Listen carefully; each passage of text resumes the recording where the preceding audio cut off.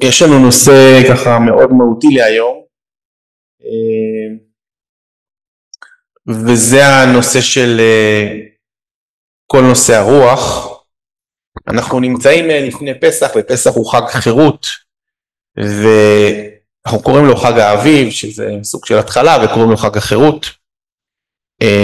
והשאלה היא, מהי החירות המתבקשת? אז בפשטות היינו במצרים עבדים, ויצאנו ממצרים, יצאנו לחיי חירות. אם נסתכל על זה יותר בעומק, אז ברור שהחירות היא לא רק טכנית. שיעבוד במצרים גם לא היה רק שיעבוד טכני, הוא היה שיעבוד בתוך מקום של עבודה זרה, זאת אומרת שאנשים עבדו שם לכל מיני פסלים, לכל מיני אלילים. פרעה שהוא קליפה מאוד קשה של אגו, הנביא מביא שפרעה אומר, אני בראתי את עצמי ואת היאור, היאור הוא שלי, אני בראתי אותו, אני, ברמה הכי גבוהה, ברמת אני בראתי את עצמי. אז הגלות של מצרים הייתה גלות קשה פיזית. כתוב שגברים היו עושים עבודות של נשים, נשים קיבלו עבודות של גברים, כלומר, עכשיו מה זה עבודה של גבר או עבודה של אישה? פשוט נתנו לנשים עבודות פיזיות, מסיביות ביותר, נתנו לגברים עבודות שהם לא מורגלים בהם מעולם הנשים, שצריך הרבה, לא יודע, סבלנות, מיומנות, זריזות ידיים, בקיצור, העסק לא מתאים. אז זה בקשיים הפיזיים וששוברים את הנפש, והיה קשיים מול הרוח בקטע של עבודה זרה, היה הרבה מאוד קשיים, כך שהיציאה לחירות היא לא יציאה ברמת חומר. גם יצאנו פיזית ממצרים והפסקנו להיות עבדים, אבל הנקודה הרבה יותר משמעותית זה היציאה מחירות, נקרא לזה, ברמה של העבדות לרמה של חירות רוחנית, רגשית, פיזית וכל הרמות. והיציאה הזו מחירות עוד אפילו לא הביאה אותנו לארץ המובטחת, זה רק לא להיות עבדים. זה כמו לא להיות חולה, אבל הדרך לבריאות היא עוד ארוכה, ובריא הוא לא חולה. אז אנחנו ככה מתקרבים באמת לחג הפסח, והוא חג של חירות, ועובדים קשה לפניו, ולפעמים קשה בתוכו,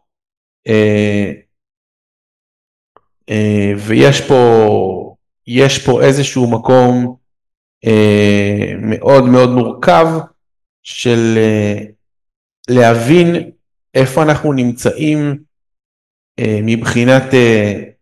מבחינת החירות. עכשיו, מלכתחילה, העם היהודי בעיקרון החליף את החירות שלו, שהייתה תלויה בבני אדם, לחירות בבורא, שזה כבר חירות אחרת, אבל עדיין עבדות מסוימת. כלומר, אדם לא יכול לחיות בחוקים לחלוטין, השאלה מי זה שקובע לך את החוקים, או בעצם למי ולמה אתה משועבד. אחד הדברים שאני רוצה להתעסק איתם היום בהקשר הזה, זה, אני רוצה לזכור רגע אנשים שבאים לקליניקה, והקושי שלהם הוא לא קושי ברמה שהיינו מחפשים, נגיד, בעיה רגשית, בעיה פיזית. יש הרבה אנשים שבאים לקליניקה, ואפשר לומר שהחיים שלהם מסודרים. מה הכוונה חיים מסודרים? יש להם פרנסה, ויש להם משפחה, ויש להם כסף החשבון, ויש להם עולם רגשי מפותח, והם גם עשו תואר ראשון, והם לומדים כל הזמן, והם מאוד מאוד אנשים שטוב להם בכל תחומי החיים, ועדיין יש לנו סיטואציה של חסר, ואדם המון פעמים מדווח על חסר, שמתבטא לפעמים בעצב לא מוסבר, שמתבטא לפעמים באיזשהו מקום של תחושת חוסר סיפוק מאוד גדולה, ואדם אומר, אבל רגע, למה אני לא מסופק? הרי יש לי עבודה, ויש לי משפחה, ויש לי פרנסה, ואני יכול לעשות מה שאני רוצה, לקנות מה שאני רוצה, ללמוד מה שאני רוצה, יש לי את הכל, וחסר לי איזושהי נקודת סיפוק. ונקודת הסיפוק הזאת היא ברוח, ורוח זה לא דבר שמדברים עליו, כלומר יצא לי לעשות עם המון קבוצות, את המקום הזה של לכתוב מכתב לעוד 5 שנים, איפה אני אהיה בעוד 5 שנים בחיים, ואנשים כותבים איפה הם ישתפרו, ברמה הפיזית, ברמה הרגשית, ברמה השכלית, הם יעשו ככה ויעשו ככה ויעשו ככה ויעשו ככה, וילדים וזוגיות וזה, ובית יותר גדול, כל מיני התפתחויות, אפילו למידה. יש בדרך כלל שתי התפתחויות שחסרות שם. אחת זה רמת ההתפתחות האישית, ברמה של עבודת מידות, אני אכעס פחות, אני אשמח יותר, אני אעריך את מה שיש לי יותר, אני אוקיר תודה יותר לעולם, לכל מי שעושה לי טוב, אז זה דבר שאנחנו פחות רואים אותו, זה פחות משימות שאנשים ששמים קונקרטית, גם אם עובדים עליהם, פחות מניחים אותם על השולחן, והדבר השני שאנחנו רואים, אנחנו כמעט ולא רואים, אמירה של אני אתפתח ברוח. עכשיו, איך מתפתחים ברוח? זה לא שעכשיו לפתח כנפיים או משהו כזה, אלא בתפיסה של היהדות, בשונה מהמזרח, בתפיסה של היהדות, אדם הוא באמת דומה לעץ, פיתוח השורשים והקרקע, מפתח לי צמרת. במילים אחרות, אני חייב שורשים יציבים, חיים יציבים, צרכים מסופקים, כלומר יש לי כסף, עבודה, בית, הכל, הכל, הכל, כדי שאני אוכל להתגבר ולהתרומם למקום טוב יותר. ואז ברגע שזה נמצא, איזה יופי, אני מסוגל להתפתח למקום גבוה יותר. כמעט לא מופיע אצל האנשים סוג ההתפתחות הזה, אנשים הרבה פחות מודעים לחסר של זה, לאיך מפתחים את זה, לאיך עובדים עם זה, ואני רוצה לומר שזה באמת אחד הדברים הקשים, אני חושב שזה קצת חמקמק, אז אני רוצה להסביר כמה דברים שהם מורכבים מאוד, אבל הם בסיסיים בתוך עולם הקבלה, ומתוך זה נבין שנייה לאן אנחנו הולכים. מה שאני אביא הוא בעיקר מתוך הקדמה של עזור לבעל הסולם, אבל מאוד מקומות. ואני רוצה רגע להתחיל באופן עקרוני בקושי הגדול של החיים שלנו, שהוא בעצם אומר שכל שנייה בחיים שלנו היא צומת T. בצומת T הזאת יש לי אופציה ליצר טוב או ליצר רע. בואו נגדיר אותם בשמות. יצר רע, אגו, לקחת לעצמי, תהליכים קצרי טווח, לספק הנאה מקומית לאותו רגע, ויצר הטוב, נתינה,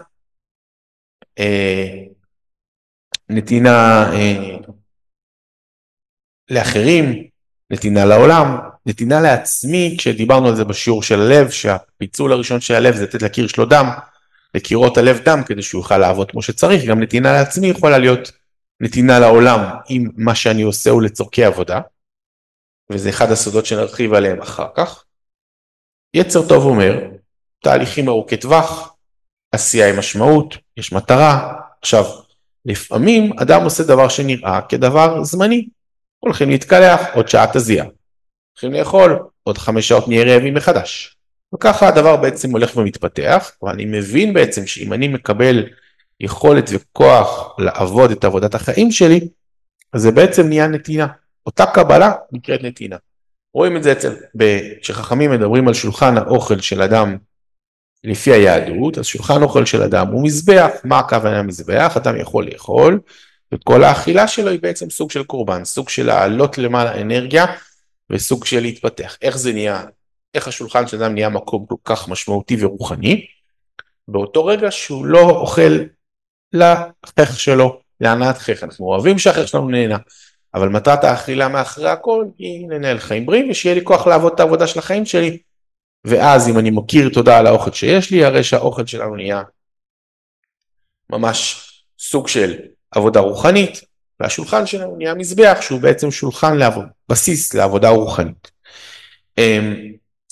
אדם נמצא על הצומת הזאת של עתי, בין לעשות טוב לבין לעשות רע, ואנחנו רואים פה שלעשות רע זה לא דווקא לעשות רע, זה לעשות משהו סתמי, זמני, סתם בשביל להעביר את הזמן, בשביל האגו, בשביל כל מיני מקומות מאוד מאוד קטנים שלא נותנים משהו בחשבון הגדול של החיים. ואם זו ההתפצלות, השאלה היא אם אדם תמיד רואה אותה, ואני מביא לכם פה מאמר של רבי שמחה בונים מפרשיסחה, רב מלפני 200 שנה, שאמר את הדבר הבא: יצר הרע עומד ליד האדם עם גרזן לכרות לו את הראש. אם אדם לא שם לב ליצר הרע בסיטואציה, בכל רגע ורגע, הרי שיצר הרע כרת לו את הראש. זו אמירה מאוד קשה. כמובן שלא מדובר על גרזן פיזי, יצר הרע הוא לא משהו גרזן פיזי, אלא הוא סוג של דבר כזה שבעצם אדם אומר, אני צריך לזהות בכל רגע את המקום ליפול למקום הנמוך, אם זיהיתי אותו ואני פה עושה את העבודה כמו שצריך, מדהים. ואם לא, הרי שאני הולך למקום הנמוך, ואני אפילו לא אשים לב, כי יצר הרע כבר לקח לי בעצם את התפיסה. הוא כבר שווה אותי. ולכן שווה לנו תמיד להיות בקטע של הסתכלות, ולבדוק רגע מה המקום שאליו אני הולך, מאיזה מקום אני פועל, מה שאני פועל, האם זה תהליכי, או האם זה משהו שהוא רגעי, זמני, חשקי, שהוא לא רע בפני עצמו, אלא פשוט צריך לתעל אותו למקום נכון ולתפיסה נכונה. בתוך כל הדבר הזה, אז זו הצומת הראשונה, והיציאה לחירות הראשונה היא להעביר כמה שיותר מהחיים שלי למצב תהליכי. כמה שפחות לחיות ברובד הנמוך והפשוט, זה לא אומר שאדם לא עושה דברים להנאתו. הוא עושה אותם, אבל הוא מבין שההנאה הזאת היא סוג של אתנחתא, או קצת ניקוי, או קצת אובדן תשומת הלב, קצת פיזור, בשביל אחר כך להתפקס מחדש, ואז ההנאה הזאת תופסת מקום מאוד מאוד מסודר. בהנחה שלא, אז אדם נמצא במצב של חוסר שובע, אפשר לראות את האנשים נכנסים לתוך עולם ההנאות, ולא יוצאים משם כי כמה שלא לקחתי או אכלתי או טעמתי או ראיתי, אני לא שבע. אני רוצה רק עוד ועוד. אוקיי, אז זו באמת הנקודה הראשונה של החירות, ומהחירות הזאת מגיע השלב שבו אנחנו שואלים את עצמנו, אוקיי, אז בעצם מה ההבדל בין בורא לנברא, מה ההבדל בין אדם כזה לאדם אחר, ואיך אני יכול להיות יותר קרוב לפה, יותר קרוב לשם. אז פרעה בעצם רצה להיות סוג של בורא, אז הוא אמר שהוא עשה את היאור. אבל אנחנו בתור בני אדם יודעים שההבדל, וזה מה שהקבלה בעצם מלמדת אותנו, שמה ההבדל בין בורא לנברא. כל הנבראים בעולם הזה, הם כולם כלים לקבלה. יש כאלה שצריכים לקבל הרבה, יש כאלה שצריכים לקבל פחות. הדומם בעולם שלנו זקוק למעט מאוד בשביל לקיים חיים, כלומר סלע לאיזה תנאי מחיה הוא צריך, איזשהו סוג של אטמוספירה, אני יודע שלא יתפורר, אבל בגדול לא צריך חמצן בדחיפות ולא מים ולא הזנה, הוא סלע, הוא יציב לו ככה, ואם לא יהיה תנאי אקלים מאוד מאוד קיצוניים או משהו כזה, פשוט תשרוד לו אלפי שנים. ככל שנטפס בעולם מדומם לצומח לעולם החי ולאדם, אנחנו נצטרך יותר ויותר צרכים. כלומר, נוצר מצב שאדם הוא היצור עם הכי הרבה צורך קבלה שיש, כי הוא לא מסתדר עם המזון שבטבע, הוא לא מסתדר בלי ביגוד ונעליים, והוא לא מסתדר בלי בית, בלי מסגרת, בלי ללמוד עבודה, בלי ללמוד שפה, בלי המון רשימה עצומה של דברים שאדם צריך. ואם נסתכל על החיים בטבע, הרבה יותר מדהים להיות חתול.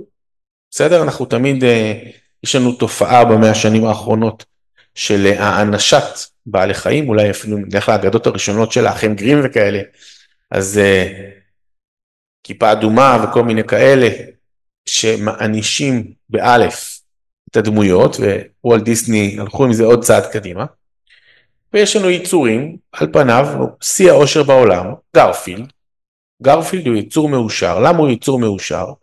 כי באופן עקרוני אין לו אויבים בטבע, מזון מסופק, הוא חתול, כלבים כבר לא רודפים אחריהם, הם לא אוכלים עכברים, יש להם מלא אוכל, הם רק נחים, הם לא צריכים בית, הם לא צריכים בגדים. גן עדן פה ממש ליד הפח. אבל בפועל, מה חסר לחתול כדי לחיות חיים שלמים? בעולמו החתולי אולי שום דבר, אבל בעולם שבו אנחנו נמצאים היום, בתור בני אדם, ככל שיש לנו יותר קשיים, זה בא מכיוון שיש לנו יותר יכולות. זה מגיע לעולם, ואז בעצם חירות אמיתית תתבטא בזה שזכיתי ליותר יכולות, ולכן ליותר צרכים, וליותר צורך לספק אותם, וזה מין מעגל כזה. ממילא החירות האמיתית היא לא להיות סלע. כי אם החירות שלי היא מחומר, אז סלע זה המצב האידיאלי. לא צריך כלום. כל הדוממים מאושרים. אבל אנחנו לא, אם נשאלו את רוב בני האדם, הם רוצים להתחלף עם חיים של סלע. לא נראה לי שאנשים יגידו כן. למה אני אומר את זה שלא? כי בסופו של דבר, מה עושים כשאדם הולך מה קורה כשאדם הולך לבית קברות? שמים עליו אבן, והוא נהיה חלק מהאדמה. מדהים? אז אם הוא נהיה חלק מהאדמה, אז הוא היה אמור להיות מאושר שם, אבל רוב האנשים פה לא רוצים למות ולהיות חלק מהאדמה. ולמה לא? מדהים? אלא מה? האדם לא רוצה להיות דומם, רוצה להיות חי. רוצה להיות שמח, רוצה ליהנות מהחיים, רוצה לעשות המון דברים טובים. ומהמקום הזה מאוד חשוב להבין שאני רוצה את כל הדברים הטובים שיש לי בתור בן אדם. אלא מה? זה עושה לי גם הרבה יותר מורכבות בלהגיע לעשות חיים מלאים של נתינה. מסבירים לנו בעולם הקבלה את הדבר הבא. מסבירים לנו שהבורא הוא 100% נתינה. הוא לא זקוק לכלום. גם כשהוא ברא אותנו, ויש הסברים למה הבורא ברא את העולם, אבל הוא ברא אותו לא מצורך. בסדר? וזה דבר שקשה לנו להבין אותו, כי רוב מה שאנחנו עושים היום בתור נבראים, יש לי חסר, אני משלים אותו. יכול להיות חסר פיזי או רוחני, אבל זה חסר, אז אני משלים את החסר. לבורא אין חסרים, מושלם, שלם. אז מרגע שהוא שלם, אז הוא כולו נתינה. ואנחנו הפירות שלו, פירות שלו עד רמה כזאת, שבכל אדם יש חתיכת נשמה, שהיא ממש חתיכה מאלוקים. אז מוטבע בנו באיזשהו מקום בשורש, זה שאנחנו ממש חלק מהבורא, והאדם בכלל הוא ממש מסוגל להיות יוצר, שזה מאוד קרוב לבורא, ואנחנו כולנו, אפילו אנשים הכי פשוטים, שלא עשו פרופסורה באוניברסיטה, הולכים לבשל, הולכים לערבב חומרים ביחד, ואנחנו עושים 1 ועוד 1 שווה 3, וכל הזמן יוצרים, והכל כאילו מאוד מאוד מהיר וזריז. וזה שם אותנו באיזשהו מקום, שאם אני מבין לרגע את זה שאני רוצה להיות דומה לבורא, כי יש בי חתיכת נשמה, והנשמה הזאת רוצה ביטוי, היא רוצה להרגיש שהיא מתמלאת. אז ככל שאני נהיה בנתינה, אז טוב לי יותר, שמח לי יותר. וככל שאני בקבלה, במצב קבלה אגואיסטי, אז לא טוב לי. ומהמקום הזה, אם אני רוצה להגיע למקום בריא רוחנית, אני צריך להגיע למקום של הכי הרבה קבלה, נתינה. ויש לאדם מורכבות שעליה עומד בעל הסולם, וצריך רגע לראות שנייה איך מסתדרים איתה. מכיוון שאדם דומה לבורא, כותב בעל הסולם את המורכבות הבאה. הוא אומר דבר כזה, לאדם יש 2 שאיפות, שעל פניו נראה שאי אפשר לקיים אותם ביחד. האדם דומה לבורא, והוא רוצה להיות ב100% נתינה. אז הוא רוצה שיהיה לו אינסוף שפע. ומה עושים בשביל אינסוף שפע היום בעולם? מתרוצצים הרבה, עובדים קשה, משיגים. אני רץ בשביל להשיג. מצד שני אומר בעל הסולם, יש משהו מדהים ברוחני, שכל משהו רוחני ואין לו חומר, הוא גם נמצא בכל מקום, והוא גם במנוחה מוחלטת. ואז האדם, בגלל הדבר הזה שיש אצל הבורא, רוצה גם הוא מנוחה מוחלטת. וואי, ואנשים פה ממש רוצים לנוח. לנוח פה זה נהיה, בתקופות האחרונות בקליניקה, להירגע ולנוח, זה נהיה משימת עולם. אנשים, מרוב הצורך להשיג, מרוב הסטרס של הצורך להשיג, לא מצליחים לנוח. וזה אחד הקשים. אנשים לא מצליחים לנשום ולא להרפות, ולא לישון טוב בלילה, וזה ממש קשוח. ומהמקום הזה, אדם תקוע בין 2 קצוות. קצה אחד שלו, הוא קצה שאומר, אני רוצה מנוחה מוחלטת. וקצה שני שלו אומר, אני רוצה שיהיה לי את כל הטוב שבעולם פה. אז אם אדם רץ להשיג דברים, אז הוא לא נח. ואם הוא נח, אז הוא לא משיג דברים. האמת שאנחנו עכשיו במין דור כזה, שאנשים מצליחים להגיע להכנסה פסיבית. זה כמעט להגיע למצב הזה. כלומר, להגיע לאיזשהו מצב, שאדם יש לו פרנסה בלי שהוא עובד. אבל זה לא הדבר היחידי שאדם רוצה להשיג בחיים שלו, כסף. אם זה היה רק כסף, אז מי שנולד עשיר או לילדים עשירים, הוא עשה קצת עבודה הרבה שנים, צבר לעצמו, יש לו איזה 3-4 דירות שהוא מזכיר, מסודר יופי. אבל זה לא רק כסף, ההשגה שלנו היא לא רק בכסף, היא לראות נופים, היא לטעום דברים, היא לחוות דברים, היא ללמוד כל מיני, כאילו, להשיג זה לא רק לרוץ עם הרגליים ולעבוד קשה עם הידיים, זה הרבה מעבר. ומה שנמצא במנוחה מוחלטת, נמצא במנוחה מוחלטת. וזה מין פער שאדם צריך לעמוד בו. השאלה איך פותרים את הפער הקשה הזה, והתשובה היא, וצריך להבין איך התשובה עונה על השאלה, שאם אדם משווה את הצורה שלו לבורא, אז זה הכי קרוב שאפשר להגיע למצב שיש לי הכל, ואני גם מסופק רוחנית ונח. ואיך זה עובד? אני משתדל לעשות את כל מה שאני עושה, על מנת להשפיע. גם כשאני מקבל משהו, אני לוקח משהו לתוך החיים שלי, ומספק לעצמי שפע, אני אומר כל הדבר הזה יהיה על מנת להשפיע הלאה.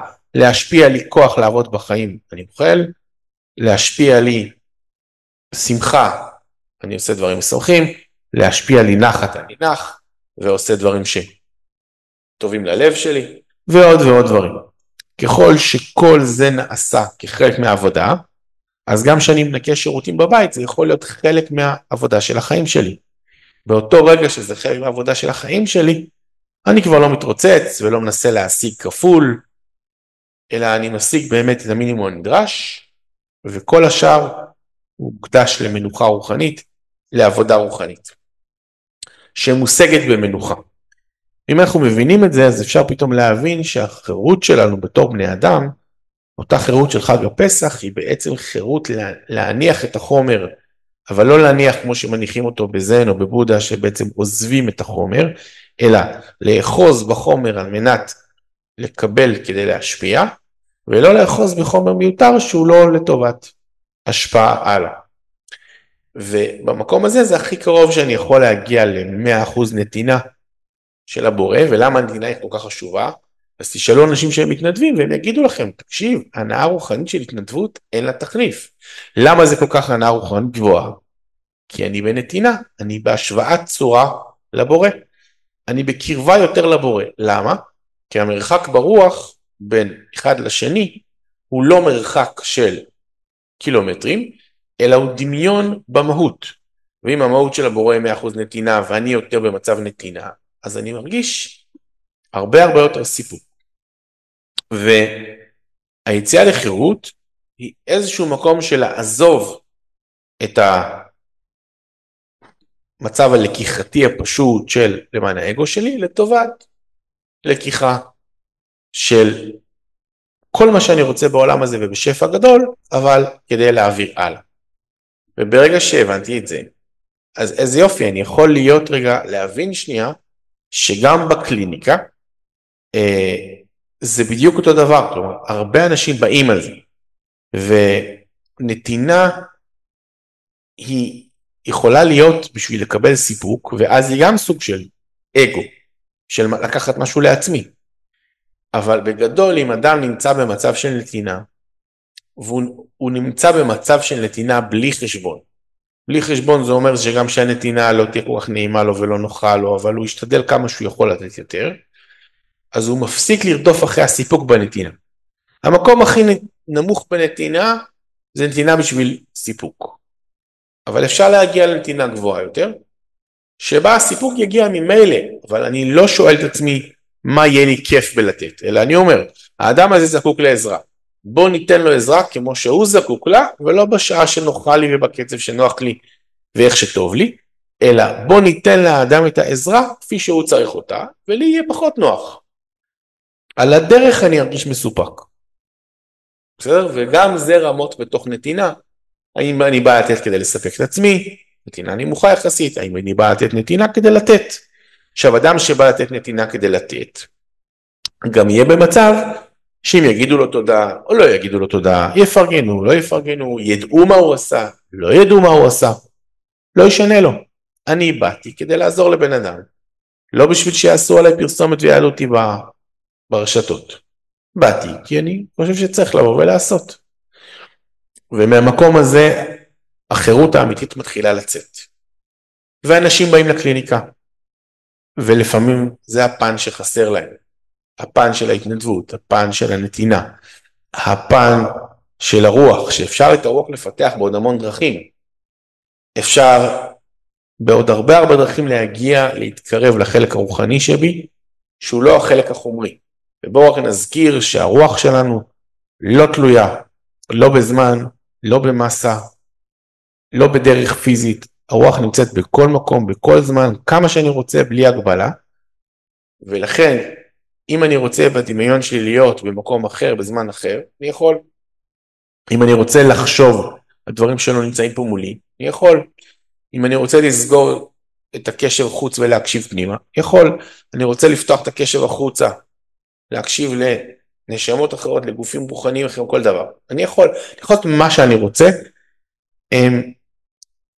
וככל שאני צינור ליותר רוח, ואני יותר מחובר לרוח, אז הרוח גם נפתחת יותר אל האנשים, והאנשים בסופו של דבר בונים משהו שהוא ממש קשר יציב, רוחנית.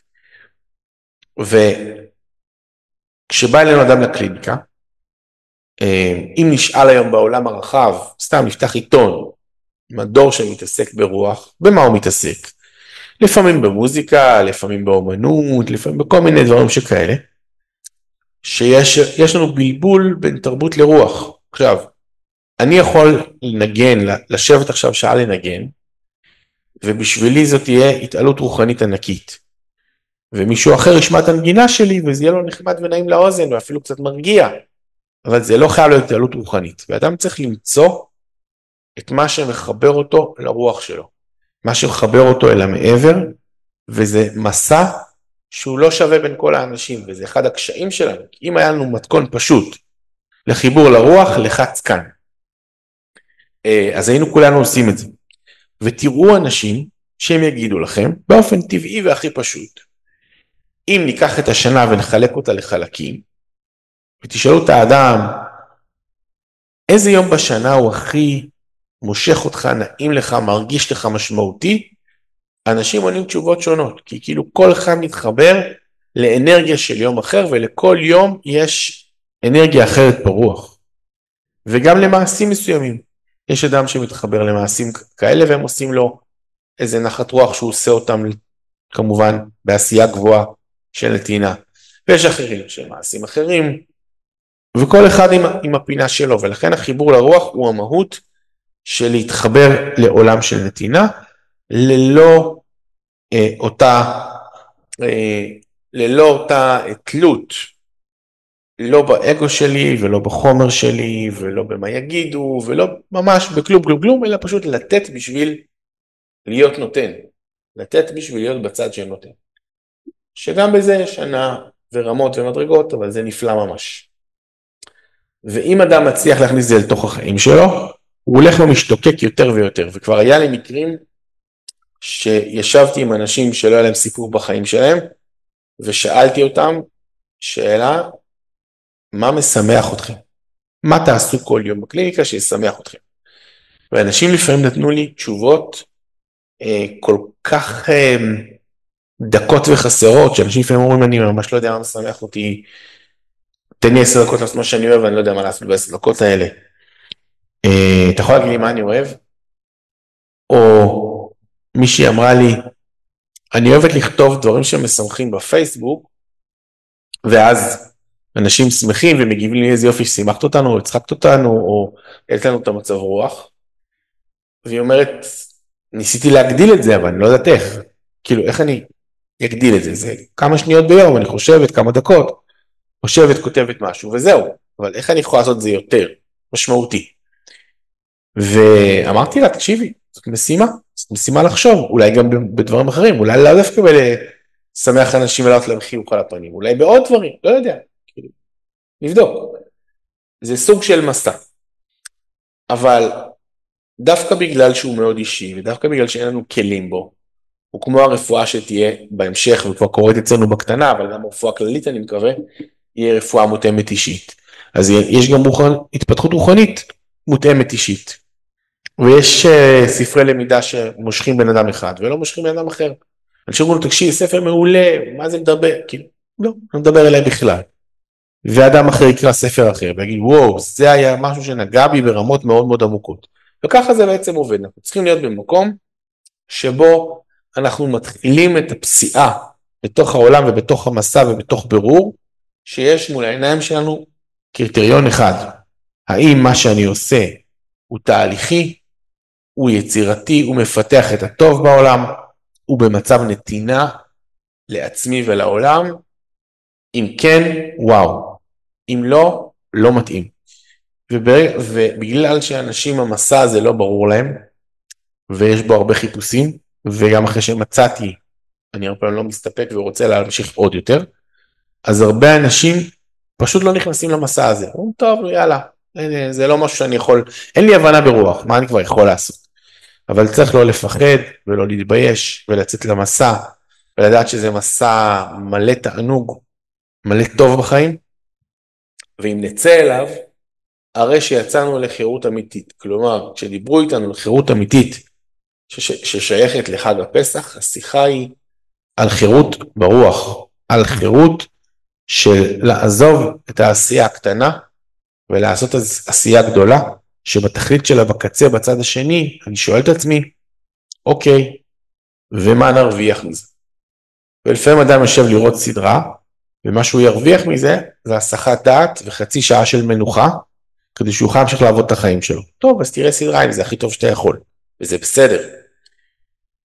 ואותו אדם, בשכפול בצד, יכול לשבת ולראות סדרה, כשאין לו מחשבות, לאן זה לוקח, לאן זה מביא, מה אני רוצה להשיג בזה שאני צופה, וממילא הוא לא יסבע, וממילא הוא יוצא עוד פרק ועוד פרק ועוד פרק, כי זה כאילו משמח, אבל זה לא ממלא, והלא ממלא הזה הוא הדבר שממנו אנחנו רוצים להימנע עד כמה שניתן, לא לאכול קלוריות ריקות בנפש, כמו שלא אוכלים קלוריות ריקות בשאיפה, למעט אירועים מיוחדים, משתדלים לא לאכול קלוריות ריקות סתם, אז אותו דבר, אנחנו לא רוצים לאכול קלוריות ריקות בנפש, אנחנו לא רוצים להביא לנפש שלנו דברים שהם ריקים, ואין ספק שהעולם היום מכיל הרבה מאוד קלוריות ריקות לנפש, שבעצם לא שהם דברים רעים בהכרח, אלא שהם דברים שאת אותו אדם לא מרימים לשום מקום. אז בעצם נפלנו. אז אני רק רוצה להרוז ולומר שהיציאה בפסח היא יציאה לחירות, ויש בה שני ממדים. ממד אחד הוא הממד של היציאה לחירות האישית שלי, וממד שני הוא יציאה לחירות של עם שלם. קורבן פסח שאנחנו היינו מקריבים בית המקדש בפסח, ואנחנו אומרים בליל הסדר, החלק של סוף ההגדה, כמעט סוף ההגדה, של ההלל, הוא מסמל את קורבן פסח, זה מה שהיו גם שרים על קורבן פסח, וקורבן פסח היו אוכלים אותו על הסובה, וכל אדם היה אמור לאכול ממנו חתיכה קטנה, על הסובה, אחרי שהוא כבר שבע מכל האוכל, ודברים אחרים שאכלו, ולא ניכנס לפרטים, בסוף על הסובה היה אוכל חתיכה קטנה, שמייצג את הקינוח. מה זה את הקינוח? זה דבר שאתה באמת אוכל לטעם טוב כזה, בשביל שישאר לך את הטעם הנכון בפה של הדברים. וזה אומר שמההתחלה, משלב ההכנה, עד שלב הסיום, היינו באותה תודעה. בתודעה של רוח, של נתינה, של עשייה. וקורבן פסח הוא מיוחד, כי הוא קורבן שכל אדם משותף בו, אבל הוא קורבן ציבורי, קורבן ששייך לכל הכלל. וזה האיזון שמחפשים פה במדינה כולם, עם הרבה מאוד צעקות והרבה מאוד, לפעמים כעס, לפעמים יותר גרוע מזה. בתוך הוויכוח במדינה שלנו, לפעמים זה על מינוחים וניסוחים, הם מסכימים על התוכן, לפעמים רבים על התוכן, כל מיני ויכוחים, אבל יש דיון מאוד מאוד עמוק וארוך כבר הרבה מאוד שנים, בשיחה מה מקום הציבור ומה מקום היחיד, בתוך ההתנהלות של העם שלנו, ובשאיפה, הציבור הוא חלק מהיחיד, והיחיד הוא חלק מהציבור, והמטרת הציבור היא להעצים את היחיד.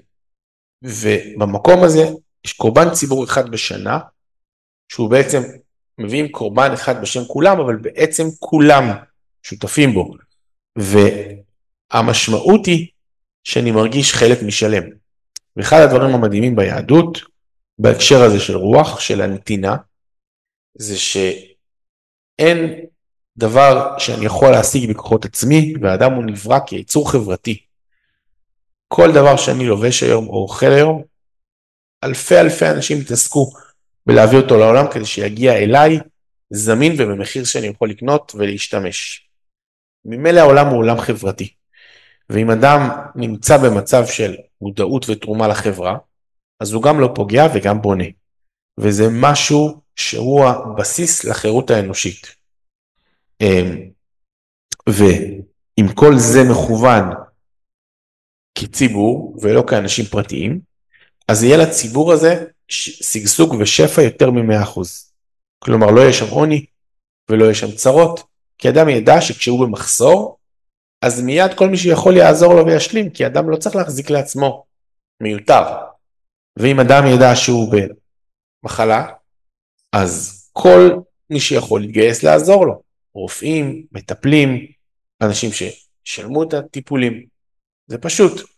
עכשיו, הרבה מאיתנו חיים במצב הזה, ורק רוצים לעשות יותר ויותר, ואנחנו לאט התדר הזה הולך ונכנס לתוכנו יותר ויותר, והרבה מאוד מאחורי הצעקות של אנשים שאנחנו רואים היום ברשת, לכל הכיוונים וכל הכיוונים, הם בעצם בקשה לאיזשהו סדר פנימי, שבו יש ציבוריות, ובו יש לכל אחד את המקום שלו בתוך הציבור להעצמה, מתוך זה שהוא חלק מהציבור. וזה בדיוק המקום של פסח, של יציאה לחירות, שהיא לא יציאה לפורקן או לשברון, או לרדוף אחרי היצר שלי, אלא להפך, היא זה שאני עושה נתינה, ואני עושה נתינה לא כאדם פרטי, אלא כחלק מהציבור הכללי, שכולו במצב נתינה. גם לא כולם נותנים כרגע, אבל באופן עקרוני, אני שואף להגיע לציבור שהוא כולו נתינה, ולכן אם תראו לפני הרבה מאוד דברים והרבה מאוד מצוות שאנחנו מקיימים, אנחנו אומרים שאנחנו עושים את זה, את הדבר שאנחנו עושים, בשם כל ישראל. כלומר, אני לא פה כאדם פרטי, למרות שאני עושה מעשה פרטי, אני לא אדם פרטי.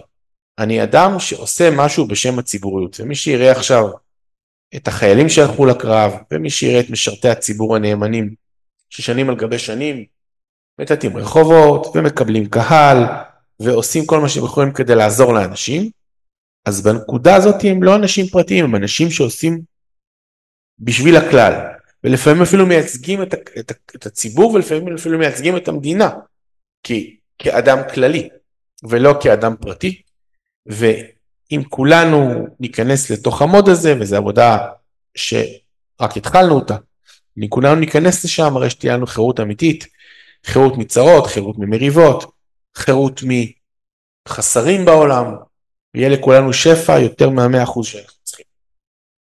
אז בנימה אופטימית זאת, נגיד לכם לילה טוב, ונגיד תודה על ההקשבה, וביום רביעי הבא ב8:30, בשאיפה שנהיה פה, ונדבר עוד על הרעיונות של פסח וחירות, ואיך הם מגיעים לתוך החיים הפשוטים שלנו, לקחת מהפסח הזה לכל השנה, נתינה וחירות. אז שיהיה לילה טוב.